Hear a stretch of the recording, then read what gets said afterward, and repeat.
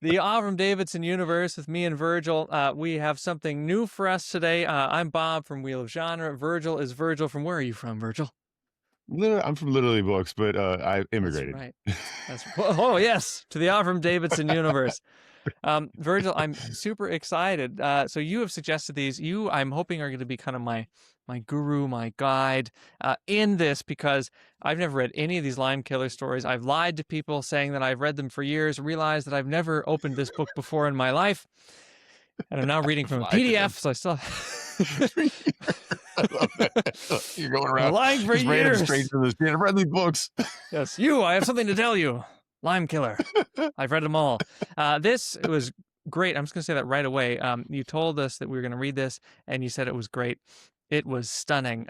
Very moving story, haunting story. I really love stories with images that are kind of new, but involved in classic weird fiction, but will just stay with you forever. Like, I don't think I'll ever forget some of the images in this story. But before we even get to that, I would really like to talk about the introduction by Lucius Shepard, because you recommended reading Lucius Shepard and reading this introduction. So what was special to you about this introduction, do you think?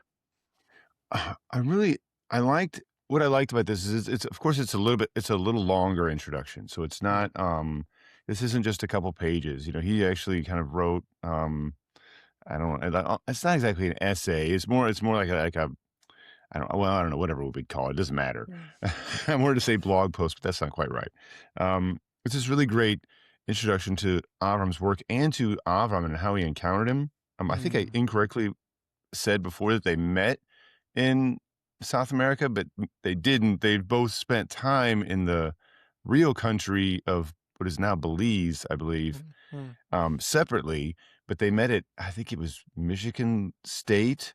Is that right? It was Clarion I don't have my Writers Workshop at Michigan yeah. State. You're right, Where Michigan State he said, University. yeah, where Avram taught for a short while, and he said he didn't teach for very long there, and that he was maybe not feeling particularly well at that time, but that what the interaction, just that short interaction they had, really meant a lot to Lucius Shepard, and how they reconnected and stayed connected throughout Avram's life, and it was, I thought, not very touching, and I think also very like very honest portrait of Avram, and also get these great little like tidbits, like how Lucius Shepard was going to write some sort of story in like in South America, and he kind of asked Avram for permission, Oh, and Avram's like, yeah. "Nope, it's all mine. That's so You good. can't write anything in that country. I put my flag there. It's out." And how it took him it took him like a day or something to realize that he was being sarcastic. Yeah, I thought that was so good too. I've staked my I claim. really liked it. I Yeah. liked it too. I was really happy we read this. My dream is to go to the Clarion Writers Workshop, and I recommend anyone to go and look it up. It used to be in person, and then since COVID, it has been online, and they've been trying to get it back in person, but they're having a hard time finding an actual venue. So it used to be, well, I don't know where it originally was, actually. I should look that up, but it was in Michigan State for a long time. It's usually 1 week, and then now I think for the last few years, it's based in Seattle, but they still are trying to find somewhere in, I think, the Bellevue or Seattle area to actually do it. It's a 1 week science fiction workshop, and to just imagine, like, to be in that workshop, to be studying with Avram would be so incredible. And I think Yes. it would just be great. So the workshop, you're basically there together all day for the whole week, just workshopping people's stories. And that's where huge writers come from. Like Ted Chiang came from there. It's a really great way to go from, I would love someone to read my stories, to, oh, now I'm a household name. Like, Clarion Workshop is amazing. Oh, wow. Yeah, I've heard of it, but I don't know very much about it. I agree with you. It's always been something like that would be so cool to go and do You and something me, like that, Virgil. right? You and me, Virgil. We should do it together. Maybe we'll do that. Maybe that'll be a thing we'll do in the future, right? We'll go take a vacation. That's where it's at. A If vacation they from have my it, we'll get to do problems. that. It won't be much of a vacation if it's online, but That's true. Yeah, it's a airfare's staycation at cheaper. that point. Airfare is cheaper. That's right. Don't I know that? Um, Virgil, I thought this was so cool too because, as you said, it's a portrait of Avram and it's a portrait of their friendship. And he even said, "Okay, I was kind of a younger writer, and I thought that Avram was starting to use me because Avram was really, as you said, he's having some. He's older at this point, having some problems. He was using a cane at this point, and he was having a problem even carrying like his groceries around. So he just called Lucius Shepard up and be like, "Hey, come help me with my groceries." And then Lucius started to think, "You're just using me," but then he's like, "Oh wait."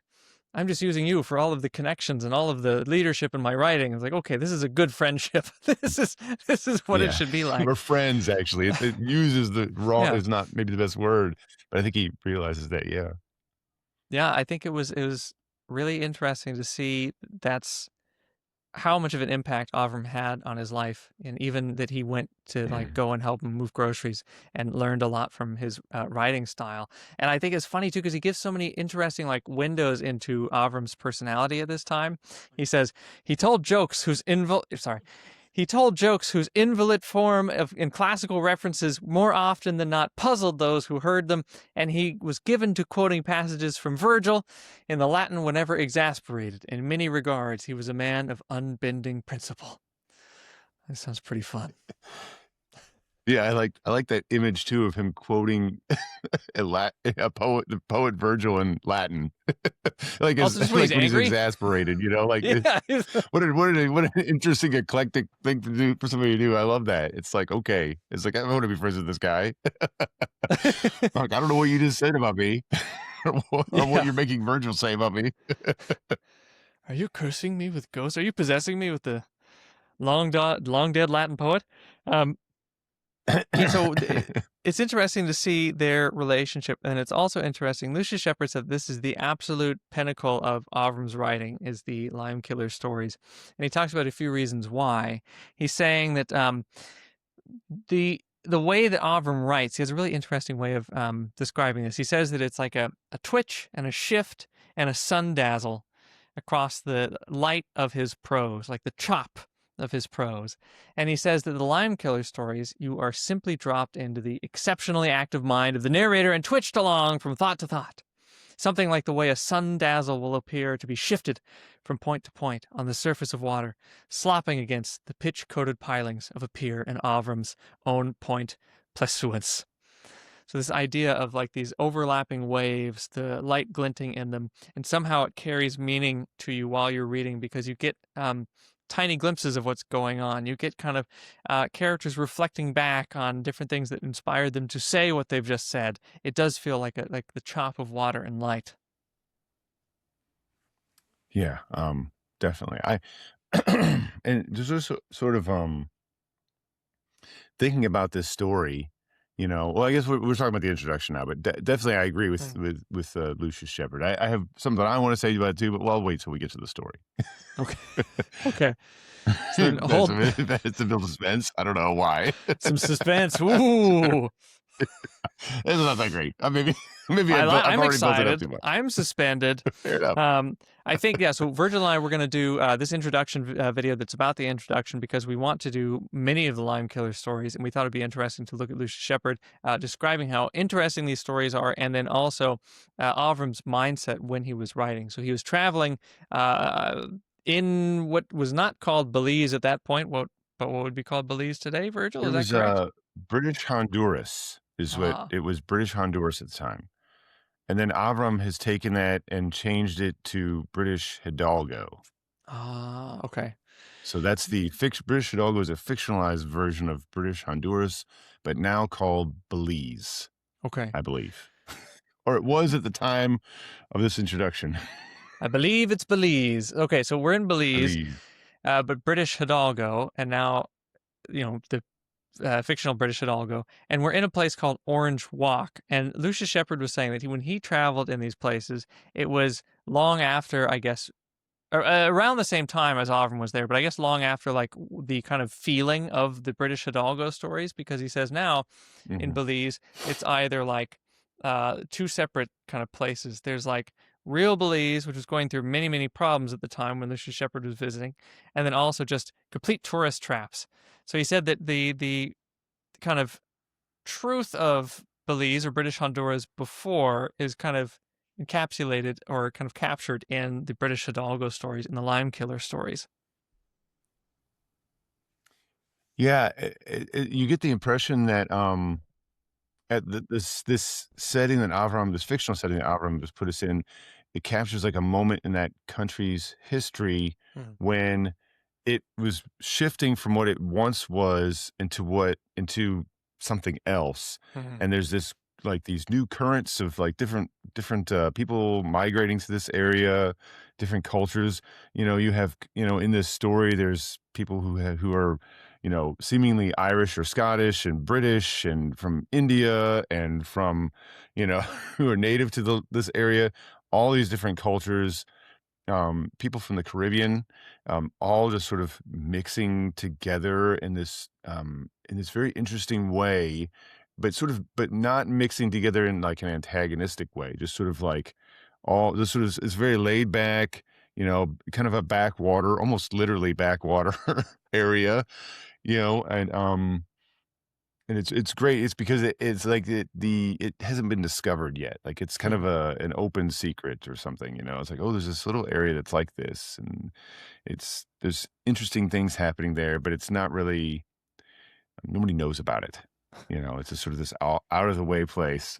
It's out of the way place. And so Limekiller is going there. It's full of lore. It's full of stories. There are lots of kind of, at least in this first story that we're going to come to in just a minute, supernatural things. And it feels like we're going to get into kind of pirate territory. Is that right, Virgil? We are. Arr! We are. We We are. That are. was dang it. If I'd only You walked into that one. Yeah, I did. Right off the plank into the Limekiller stories. Virgil, is there off the plank? Is there anything kind of sounds like off the chain? I'm off the plank, man. I'm off the plank, man. I'm off the plank. Is there anything else that we should talk about for this intro before we jump into the Limekiller stories, into the Bloody Man? For Lucius Shepard, I really enjoyed it. I do recommend reading it. I don't think there's any spoilers there. It gives a good kind of get you ready to read these stories and know where it came from. And then there's that very short, very fun introduction from Peter S. Beagle, where he's sort of like he makes this introduction that's like almost like he's a character in a Limekiller story, and I just love it. I just love. He's like, oh, Limekiller. Oh yeah, and it has that same sort of like, almost like stream of consciousness, sort of like sort of discussion, or like you just happen across this guy in a bar or something like that, and he tells you, and he's like, oh yeah, I remember that guy. It's exactly what it's like. It's great. This guy. He just keeps saying, Limekiller, damn. Yeah, I can remember him. Damn. Everything is damn. I haven't thought, it's just like you just run it across somebody at a bar. It's great.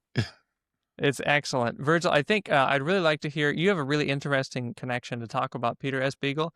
And I think, can we do that at the very beginning when we first talk about Bloody Man in the next episode? Sure. You up for that? That's your short answer. Okay. We sure can. Okay. So Then here we go on our own Beagle. Let's set sail, Virgil, and go to British Hidalgo. Beagle, are you doing right. a steam engine, a toot toot? Is it like the Beagle, like the Darwin's boat, right? That's what I was going for, but I thought you just went steamship for a second like this. I don't know what I did. I mean, okay, a little of both. A little of Full both. steam ahead, Darwin. Full steam ahead. Darwin walk the plank. Known to say often. Yes, full steam ahead. Walk the plank and full steam ahead. Truly Darwin ahead of his time. Yes. His pirating days. Pirating days. All right, Virgil. See you off the plank. Off the next plank. episode. All right, see you soon.